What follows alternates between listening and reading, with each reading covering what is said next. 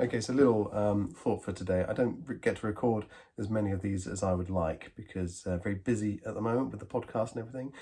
But I just want to think for a minute about our consumption of media. There have been tons of studies that have shown that constant exposure to the 24-hour news cycle, especially with our kind of yearning for distraction when we're bored at work or bored with life or just looking for the latest thrill and scandal in the news.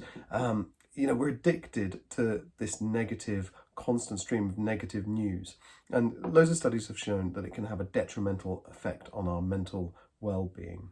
And the same goes for the constant stream of advertising telling us our lives are not good enough, we don't have enough stuff, we don't look good enough, we can't afford those amazing holidays. We're constantly being reinforced with this kind of sense of lack, and the sense that the world is on fire, sense that we're not good enough, everything is terrible, and it has a negative impact on our mental well-being. Now, I've done lots of conversations on my podcast that have highlighted to me that our mental well-being is actually also connected to our physical well-being. And I've experienced this myself. And I spent about 3 years working as a support worker with disabled people. And it was a very difficult job because they don't have access to the resources they need in order to lead dignified lives, many of these people I was working with.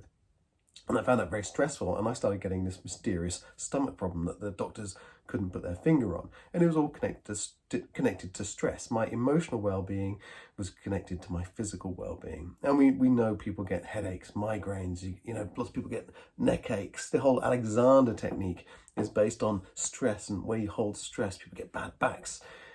Our physical health and our emotional health are well connected. And so we need to understand that as well as the food we eat that can be bad for our health, the information we consume can also be bad for our health. And if we're constantly looking to the news, looking to the latest scandals, we don't need to know all this stuff. We don't need to know the latest scandal. What can we do about it? We don't need to know that the world is on fire, and it's still on fire just as it was yesterday, and it's still on fire. We just need to know enough in order for us to do the best we can to live our lives responsibly.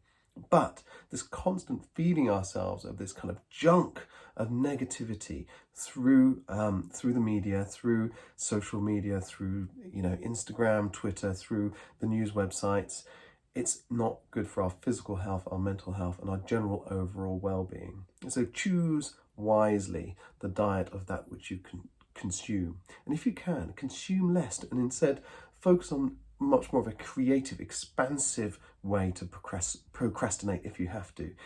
Do things that make you grow, that you can share with the world, rather than bringing things into you. Put things out there, and it will make your life much more rewarding, much more fulfilling. That's my hot take for today. So I hope you enjoyed that, and thank you for listening to my ramble.